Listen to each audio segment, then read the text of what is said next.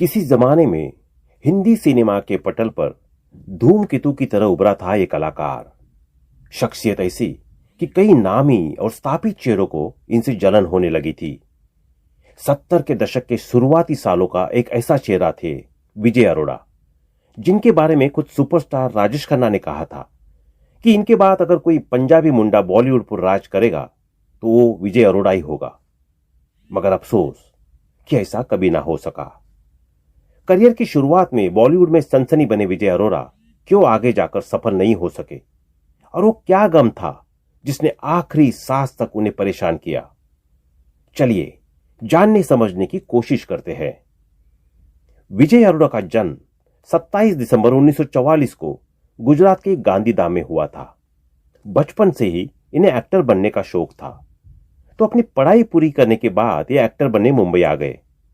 मुंबई में मौजूद लगभग हर फिल्म स्टूडियो को ये काम मांगने गए, लेकिन किसी ने भी इन्हें फिल्म में लेने में कोई दिलचस्पी नहीं दिखाई। सब ये कहकर इन्हें टाल देते थे कि कुछ काम होगा तो बता देंगे। विजय कभी किसी फिल्म स्टूडियो में दोबारा काम मांगने नहीं गए। वो इंतजार करते रहे, ये सोचकर कि इतने लोगों से मिले हैं तो कोई ना कोई तो उन्हें काम के लिए बुलाएगा। लेकिन कई महीने बीत गए और किसी ने इन्हें नहीं बुलाया। दोस्त की सलाह पर पहुंचे FTI पुणे। इतना वक्त मुंबई में गुजारने का एक फायदा विजय को यह हुआ कि इनके कुछ अच्छे दोस्त मुंबई में बन गए थे। हालांकि वो सभी नॉन फिल्मी बैकग्राउंड से थे। उन्हीं दोस्तों में से एक ने उनसे कहा कि पहले तुम खुद को फिल्म में हीरो बनने के लायक बनाओ, तब तुम्हें काम मिलेगा। उस दोस्त ने इन्हें film and television institute Pune में दाखिला लेने की सलाह दी। उस दोस्त की बात मानते हुए इन्होंने FTI में दाखिला ले लिया और 2 साल बाद यानी साल 1971 में ये FTI से एक्टिंग में गोल्ड मेडल लेकर निकले। ऐसे हुई विजय अरोड़ा की शुरुआत। अगले साल यानी 1972 में उस जमाने के मशहूर प्रोड्यूसर, डायरेक्टर और राइटर BR इशारा ने इन्हें अपनी पहली फिल्म जरूरत में एज ए हीरो कास्ट कर लिया। फिल्म में इनकी हीरोइन थी रीना रॉय, और इत्तेफाक से रीना रॉय की भी ये पहली ही फिल्म थी।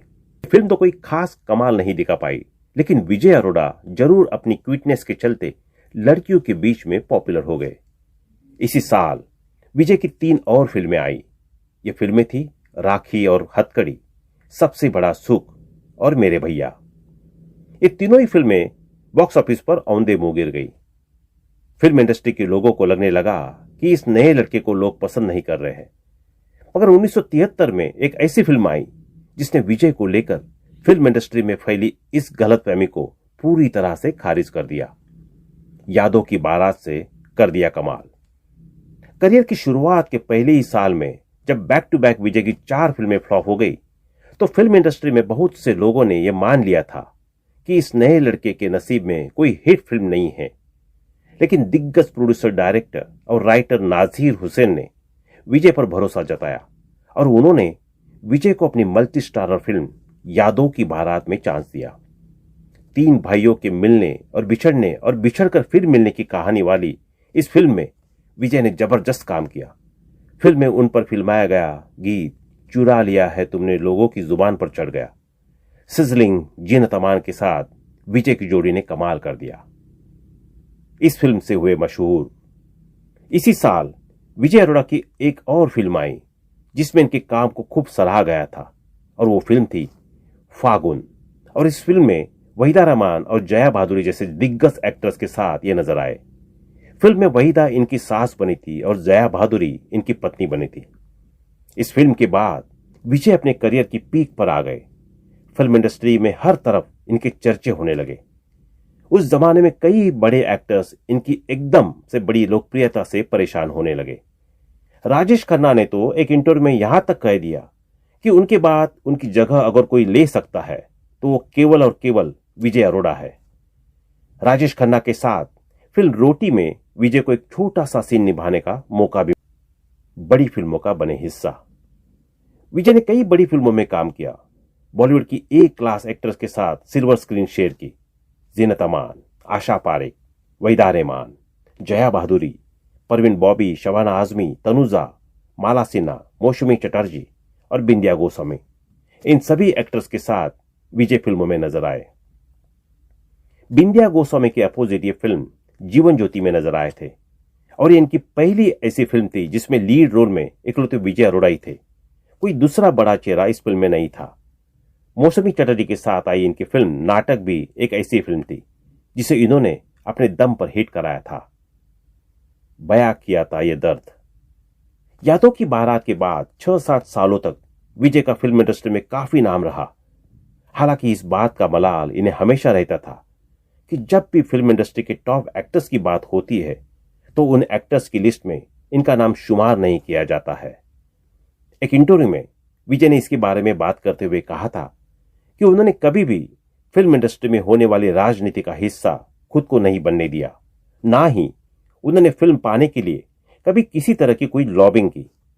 उन्होंने हमेशा वही फिल्में साइन की जिनमें उन्हें अपना रोल दमदार लगा। कमजोर रोल्स को उन्होंने कभी स्वीकार नहीं किया, फिर चाहे वो किसी बड़े फिल्म स्टूडियो या बड़े डायरेक्टर्स की तरफ से ही उन्हें ऑफर क्यों ना आए हो। शायद इसलिए उनके बारे में मीडिया में भी बहुत बढ़िया तरीके से बात नहीं की गई। मेघनाथ के रोल में छा गए विजय अरोड़ा। शुरुआती 6-7 सालों के बाद इन्हें ढंग की फिल्में मिलनी बंद भी हो गई थी। मजबूरी में कुछ फिल्मों में इन्होंने कैरेक्टर रोल्स किए और कुछ में गेस्ट अपीयरेंस भी इन्होंने दिया। वीराना और पुरानी हवेली जैसी हॉरर फिल्मों में का भी ये हिस्सा बने। फिल्मों में जब अपना भविष्य इन्हें अंधकारमय दिखने लगा तो इन्हें छोटे पर्दे की तरफ रुख किया। साल 1986 में विक्रम बेताल सीरीज में विजय अलग अलग किरदारों में दिखे, लेकिन रामानंद सागर की रामायण में इंद्रजीत मेघनाथ का रोल निभाकर ये सारे भारत में मशहूर हो गए। घर घर में लोग इन्हें किसी हीरो नहीं बल्कि रावण पुत्र मेघनाथ के रूप में पहचानने लगे। रामायण के अगले साल ये श्याम बेनेगल की टीवी शो भारत की खोज में मुगल सम्राट जहांगीर की किरदार में दिखे। वही साल 1993 में जी टीवी पर शुरू हुई जी हॉरर शो सीरीज में भी ये 3 एपिसोड्स में नजर आए थे। पर चूंकि इनके मन में तो फिल्में ही बसती थी तो टीवी इंडस्ट्री में इनका दिल नहीं लगा रहा था। मगर फिल्म इंडस्ट्री में इन्हें बढ़िया ऑफर्स नहीं आ रहे थे और फिल्म इंडस्ट्री के लोगों की चाटुकारिता का करना इन्हें पसंद नहीं था। साल 2003 में इंडियन बाबू नाम की एक फिल्म में यह आखिरी दफा एक सपोर्टिंग रोल में दिखे और इसके बाद इन्होंने कभी भी दोबारा फिल्मों में काम नहीं किया। दिलबर देबारा से की थी शादी। विजय अरोड़ा ने अपने दौर की मशहूर मॉडल दिलबर देबारा से लव मैरिज की थी, जो कि पारसी समुदाय से थी। इन दोनों का एक बेटा है जिसका नाम फरहाद अरोड़ा है। इनका बेटा आज मुंबई में फरारी और मर्सिडीज जैसे लग्जरी कारों का प्रमोशन देखता है। फिल्मों से दूरी बनाने के बाद विजय अरोड़ा ने अपना एक प्रोडक्शन हाउस एस्टैब्लिश किया था और अपने प्रोडक्शन हाउस से इन्होंने कुछ एडवर्टाइजमेंट बनाए थे। साथ ही साथ इन्होंने एक तारा बोले नाम से एक चाइल्ड शो भी बनाया था जिसे काफी पसंद किया गया था। एक्टिंग स्कूल भी शुरू किया था। प्रोडक्शन हाउस के अलावा विजय अरोड़ा ने अपना एक एक्टिंग स्कूल भी खोला था जहां वो स्टूडेंट्स की एक्टिंग की ट्रेनिंग दिया करते थे। जिंदगी के आखिरी सालों में विजय अरोड़ा कैंसर के शिकार हो गए थे। फिल्म इंडस्ट्री से तो वो पहले ही निराश थे। कैंसर की इस नाइलाज बीमारी से जिंदगी को लेकर उनकी बची कुची मोहब्बत भी खत्म कर दी। कैंसर से जूझते हुए 2 फरवरी 2007 को विजय अरोड़ा ने दुनिया छोड़ दी। विजय की मौत ने उनकी पत्नी दिलबर के मानसिक स्वास्थ्य पर बहुत बुरा असर डाला था। वो डिप्रेशन में चली गई थी और अक्सर अकेले में बड़बड़ाने लगती थी। उसूलों के पक्के थे विजय अरोड़ा। बॉलीवुड में होने वाली गंदी राजनीति के सामने विजय अरोड़ा ने कभी भी घुटने नहीं टेके थे। शायद इसकी बहुत बड़ी कीमत भी उन्हें चुकानी पड़ी थी। उनके करियर में एक दौर वो भी आया था जब उन्हें इस तरह के रोल मिलने लगे थे जो उनकी उम्र के हिसाब से परफेक्ट नहीं थे, लेकिन उन्होंने कभी भी ऐसे रोल्स को स्वीकार नहीं किया। वो कहते थे कि निगेटिव शेड वाले कैरेक्टर्स से उन्हें कोई परेशानी नहीं है, बशर्ते वो सशक्त होने चाहिए। वो जब तक जिंदा रहे अपने असूलों पर टिके रहे। शायद इसलिए फिल्म इंडस्ट्री में इनका कोई दोष नहीं था। तो दोस्तों, अभी के लिए बस इतना ही। मिलते हैं अगली वीडियो में। तब तक आप अपना ध्यान रखिए। Bye bye.